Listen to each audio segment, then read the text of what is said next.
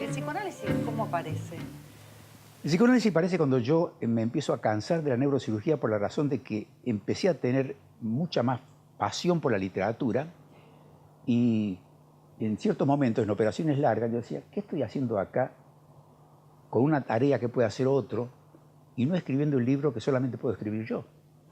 Aquí estoy cometiendo un error. Si yo quiero escribir y lo que yo voy a escribir es algo que me sale a mí y que es único porque no le puede salir a otro, en cambio una buena operación la puede hacer otro. Y esto empezó a trabajarme intensamente.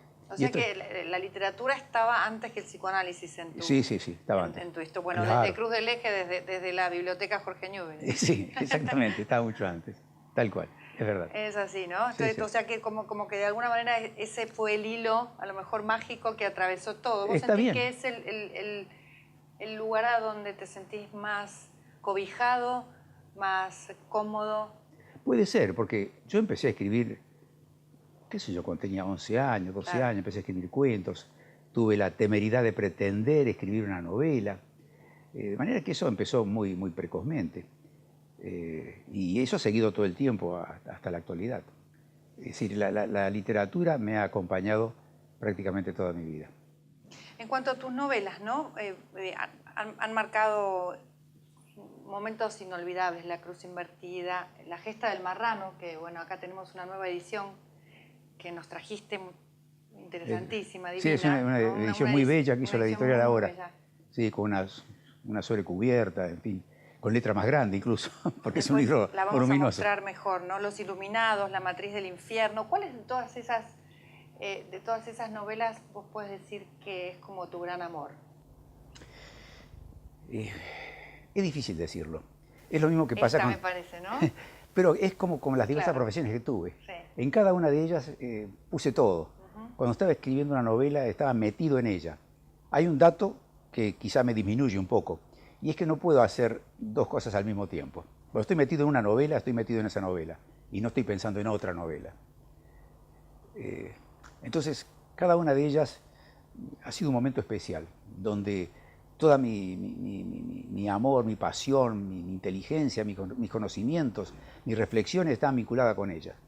Todo el tiempo. Incluso, por ejemplo, cuando estaba en Cruz del Eje, en Río Cuarto, y hacía la neurocirugía, y yo era el neurocirujano más conocido del sur de la provincia de Córdoba, me llamaban a diversas poblaciones, y entonces yo iba con mi autito, e iba pensando el capítulo próximo de la novela, es decir, no cesaba de pensar en eso, estaba muy metido en ello.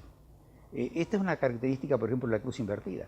La Cruz Invertida la escribí cuando estaba en mayor actividad neuroquirúrgica de todo el tiempo que viví haciendo neurocirugía. ¿No? Sí. Entonces, los capítulos son muy breves. Prácticamente yo viajaba a atender a un paciente, me pensaba ese capítulo, volvía y lo escribía. Y así, la novela tiene capítulos todos breves y a veces muy inconexos. Muchos al principio se sorprendían de la característica estructural del libro, y yo decía, tengan paciencia, lean las primeras 40, 50 páginas y van a ver que todas las cosas se van articulando. Pero al principio parecen desarticuladas, porque eran hechos que iban surgiendo en distintos momentos. ¿Te gusta más la novela que el ensayo? No, los dos me gustan. Los dos me gustan y a los dos los he escrito con mucha pasión. Hay ensayos míos que son un incendio. El elogio de la culpa. El elogio de la culpa, El atroz encanto de ser argentinos, Sí. Pobre patria mía. Bueno, Pobre patria mía tuvo un éxito impresionante, ¿no? El elogio del placer, son libros muy fuertes, son ensayos, pero escritos con todo el amor, la pasión, el interés tratando de interiorizarme, de investigar a fondo. Bueno, también ocurrió con las novelas. Muchas de mis novelas necesitaban investigación, porque tienen elementos históricos. Reconoces en el libro que tu paso por la política durante el gobierno de Alfonsín no fue tan satisfactorio, ¿no? Sí. ¿Por qué sentís eso? Porque llegaste a ser ahí ministro de Cultura. Sí, claro. Ocurre que tal vez yo idealizaba algunas cosas, las cosas que uno no conoce de cerca. Pero claro, metido en la función pública, yo era un idealista y quería hacer más de lo que la realidad permitía y avanzar más rápido y con más fuerza y más intensidad. Pero había otras razones, que se llaman razones políticas, que me ponían freno. Hablas de la mezquindad de la política. Y entonces hablo de la mezquindad de la política. Es decir, buscar ciertos beneficios a corto plazo. No hablo de la corrupción, pero ciertos beneficios a corto plazo, aunque sea de carácter político, pero que eso conspiraba contra mis ideales más grandes. Fíjate vos que yo fui enviado por Alconada Aramburu, que era ministro de Educación en aquella época, a la Conferencia Internacional de la UNESCO, que tuvo lugar en 1985 en Bulgaria, en su capital, en Sofía. Y allí estuve yo como 20 días. Y fue donde presenté mi programa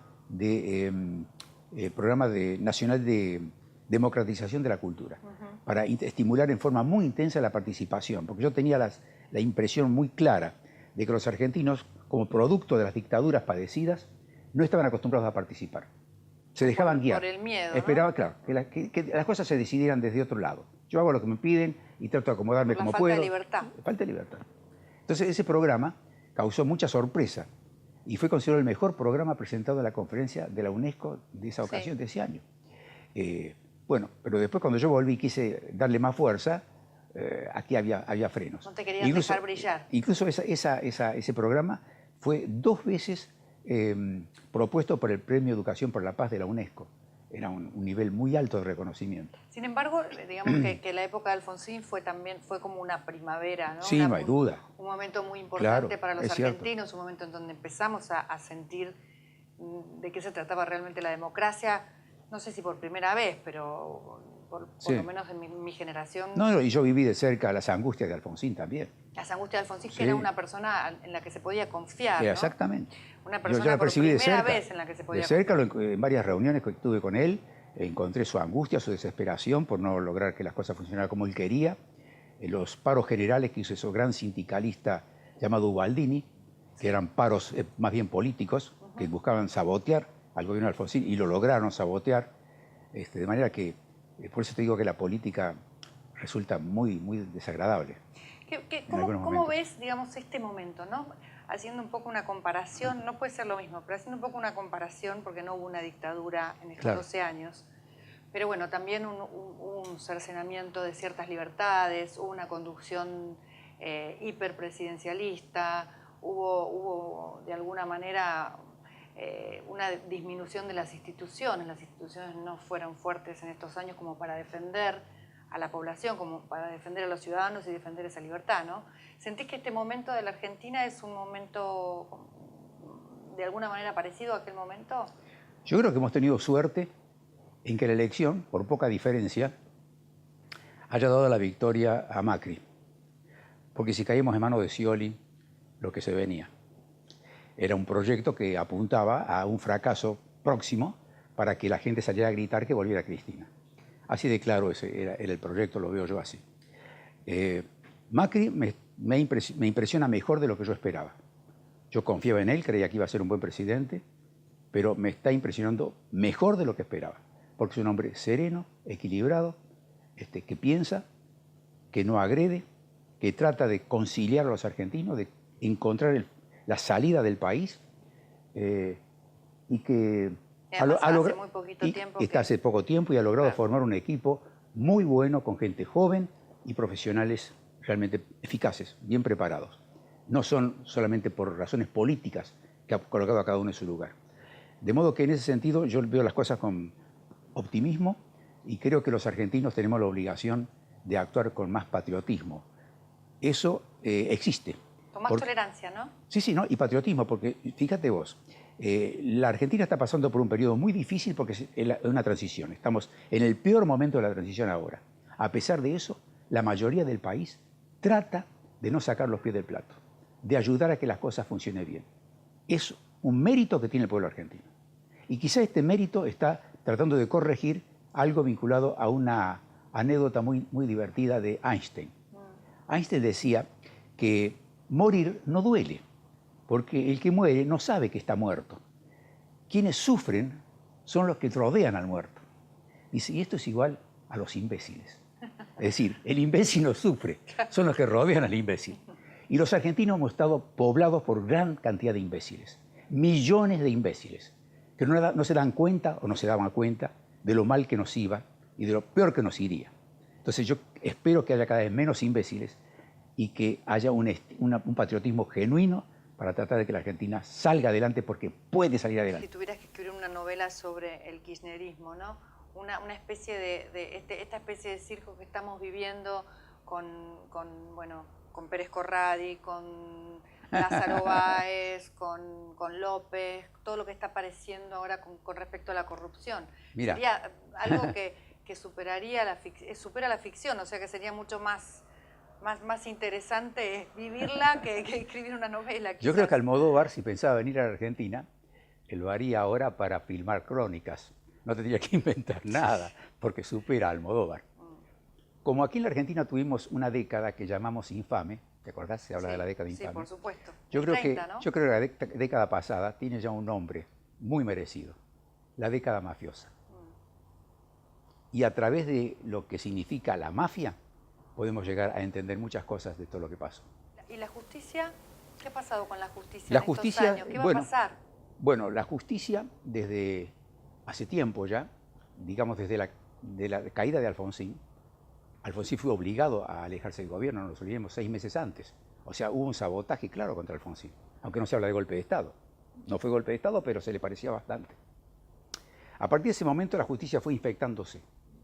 Y así como en medicina se habla de la septicemia, que es una infección generalizada, donde el paciente puede morir porque sus mecanismos de inmunidad fallan, y si no viene alguien de afuera con antibióticos exactos, el paciente muere, la justicia argentina se ha infectado y tiene una septicemia. Y es difícil que se pueda curar por sí misma, y vemos lo difícil que es, y cómo los jueces se demoran en avanzar como deberían avanzar, cómo la sociedad está poniéndose cada vez más impaciente. Yo creo que esta impaciencia de la sociedad va a llevar a que el Congreso en algún momento tome las riendas del tema y empiece a forzar también los cambios que el país necesita en materia de justicia. ¿Qué país diferente tendríamos nosotros ahora si los jueces actuaran como jueces independientes y corajudos? Hubieran actuado, ¿no? Hubieran actuado antes, pero todavía les falta.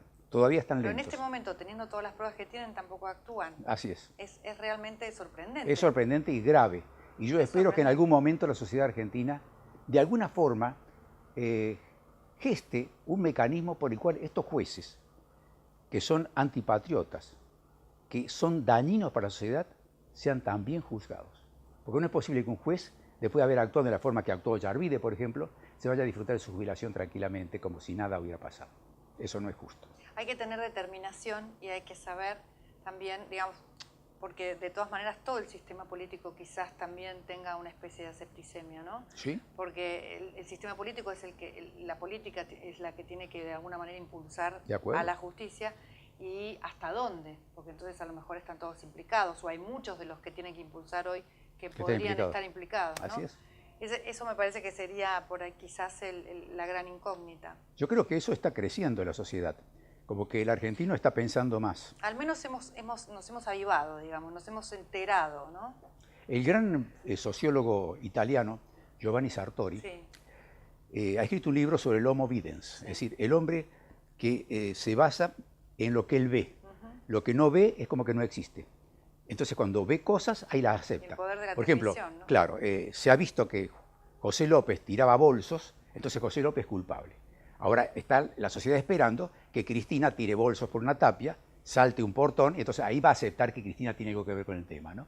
Es decir, el Homo Videns. Pero ese Homo Videns, si se hace muy persistente, termina en el Homo, como decía él, cretinus. Es un cretino. Entonces, cuidado no convertir una sociedad cretina. El cretino que necesita solamente ver para creer. Exacto. Conociste a Jorge Bergoglio, ¿no? Sí, claro. Hace algunos años, al final de una misa, y él enseguida te llevó hacia tus opiniones políticas, sí. O sea que es un hombre al que le interesa la política. Claro ¿Crees que, sí. que todas estas estos signos que ha tenido, ¿no? Últimos tienen que ver con la política o tienen más que ver con una especie de misericordia de poder recibir a las personas, aunque estas personas quizás estén equivocadas o estén implicadas en hechos delictivos, Claro. algunas, ¿no? Bueno, en la intimidad me atrevo a ser más explícito, pero yo diría que me sorprende mucho, estoy bastante perplejo.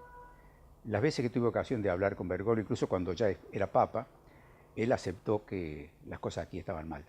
Yo fui aceptado en una entrevista privada con él en el Vaticano, que no fue en Santa Marta, sino fue en la oficina, digamos, en el espacio oficial que tiene para recibir gente. ¿sí? Y entonces, bueno, me recibió con una gran sonrisa. Él había leído mis libros, siempre decía que me leía y coincidía conmigo en muchas cosas. Y yo le dije, usted hace 5 días recibió aquí al liderazgo de Sodoma y Gomorra. Usé una metáfora bíblica. Sabes muy bien lo que significó Sodoma y Gomorra, ¿no? Esas ciudades perversas que Dios decidió destruirlas con fuego y azufre, porque no había nadie para salvar. Eran todos culpables. Yo le dije, usted recibió hace 5 días al liderazgo de Sodoma y Gomorra. Había ido Cristina con la gente de la Cámpora a regalarle las camisetas a la Cámpora. En ese acto, en el acto se le fue la sonrisa y me dijo seriamente, yo sé. O sea que le daba y le agregué, porque la infección moral que en este momento está sufriendo la Argentina no tiene precedentes. Y repitió, yo sé. Cuando las Naciones Unidas había votado la partición de Palestina en 2 estados, ¿no? Sí. Un estado para los árabes, un estado para los Exacto. judíos, e incluso los judíos aceptaron Así eso, es. ¿no? Aceptaron esa situación. Pero después, bueno, contás en el libro algo muy interesante porque vas contando momentos de la historia y contás lo que pasó con Gran Bretaña y digamos, cómo Gran Bretaña de alguna manera saboteaba esta historia, ¿no? Así es. ¿Cómo fue esa situación y cómo está hoy esa situación? Del Mira, Estado judío ese es un tema largo, yo he escrito muchos artículos. No lo hagamos largo, sí. Como para que entendamos todos, para que el Homo Videns, que entiendan un poco. La resolución de las Naciones Unidas fue muy sabia y los judíos, aunque con dolor, aceptaron la partición de Palestina. Palestina comenzó a tomar mucho relieve porque los judíos empezaron a reconstruirla del desierto que había sido. Era un país donde no había población prácticamente. Y bueno, el renacimiento de Palestina, gracias al esfuerzo judío, que construyó universidades, institutos científicos, caminos, los famosos kibutzim, las granjas colectivas, un experimento social notable, un gran idealismo. Bueno, todo esto fue saboteado porque después de la guerra parecía de que las potencias iban a apoyar el regreso de los judíos a su territorio ancestral y permitirles que tuvieran un Estado propio. Porque durante la Guerra Mundial, los países que llamamos civilizados, y que ahora están hablando de los refugiados árabes y los están recibiendo en Europa, no recibían refugiados judíos. Hasta el presidente Roosevelt mandó al famoso barco San Luis con 1.500 refugiados judíos que vivían de Alemania y que llegaron hasta Florida, y Roosevelt lo mandó de vuelta a Alemania. Roosevelt los mandó de nuevo a los campos de concentración y exterminio. El mundo fue muy cruel con el pueblo judío. Y lo siguió siendo después de la guerra, porque había bloqueo a que los judíos tuvieran armas. En cambio, los países árabes recibían armas. Y esa guerra desigual, sin embargo, terminó con el triunfo de los judíos, porque ellos decían, o morimos o triunfamos. Y se iba a producir otro holocausto. Bueno, los árabes aceptaron el armisticio, pero jamás aceptaron firmar la paz. Y hasta el día de hoy, mira, Mariana, esto te lo quiero decir. Cada vez que un país árabe decidió firmar la paz con Israel, se firmó la paz. Cuando Israel siempre aceptó. Siempre aceptó. Cuando el presidente Sadat de Egipto decidió firmar la paz con Israel, Israel le devolvió todo el Sinaí y se firmó la paz. Cuando el rey de Jordania, Hussein, dijo yo firmo la paz con Israel, Israel le devolvió todo lo que tenía de Jordania y se firmó la paz. En cambio, la autoridad palestina no quiere firmar la paz y se niega a firmar la paz. Entonces, no hay paz. ¿Cuál es el episodio de tu vida, Marcos, que sentís que más te ha marcado, no? ¿Qué sé yo? Aquel llanto de tu padre en aquel momento, el sacrificio y el esfuerzo que han hecho ellos también para que vos pudieras seguir adelante. Bueno, mira, tengo la misma dificultad que tu anterior pregunta, que era más profunda de lo que uno podía sospechar, y es qué hilo une todas diversas actividades, ¿no? Yo no puedo decir un solo momento, tuve muchos momentos muy, muy fuertes. El nacimiento de mis hijos, por ejemplo, las graduaciones, el doctorado en medicina en Córdoba, cuando yo venía de Europa y rendí la tesis doctoral, que parecía algo muy complicado y difícil de presentar y que la calificaron de sobresaliente. Te veo como un hombre muy, muy apasionado, muy, muy idealista, que ha seguido, digamos, esa historia de los sueños sin pausa, ¿no? Y sin ningún complejo, sin ningún prejuicio, yendo para adelante en cada cosa. Un hombre muy, muy vasto, ¿no? Que tiene una gran formación, que ha trabajado muchísimo para tenerla y que es digno de admiración. Y además es muy interesante conversar con vos siempre porque además conectás de una manera espiritual con el otro, de una manera profunda y sensible. Gracias por habernos recibido. ¿Y por qué brindamos? Bueno, te agradezco la devolución que me hiciste. Te agradezco, es muy estimulante. Y a pesar de que uno por ahí siente que las cosas van relativamente bien, estos estímulos ayudan, desde luego, estos estímulos ayudan. Muy cariñoso también. Bueno, gracias. Sí, eso es muy importante, desde luego. Eso no hay que olvidarlo nunca. No hay que olvidarlo nunca. Es necesario recordar que nos ayuda mucho a vivir y estar bien cuando uno siente que hay amor y uno puede repartirlo, uno lo puede transmitir. Eso ayuda mucho más que el odio. Hay gente que cree que con el odio tiene más energía. No, con el odio se está destruyendo. Con el amor se está construyendo. Bueno, brindo para que a la Argentina le vaya muy bien. Aunque no va a ser muy rápido, pero le va a ir bien. Estoy seguro que eso va a ocurrir y todos los argentinos debemos esforzarnos, cada uno desde su lugar, para contribuir con el esfuerzo que le corresponde en cada área. Bueno, vamos entonces por eso. Vamos a poner toda la energía para que a la Argentina le vaya bien. Y te regalo una botella de champán para que sigas brindando. Muchas gracias. Y anteojos para Nori, anteojos de mi marca. Bueno, muchas gracias. Muchísimas gracias por habernos recibido. Muchas gracias. Un placer, gracias.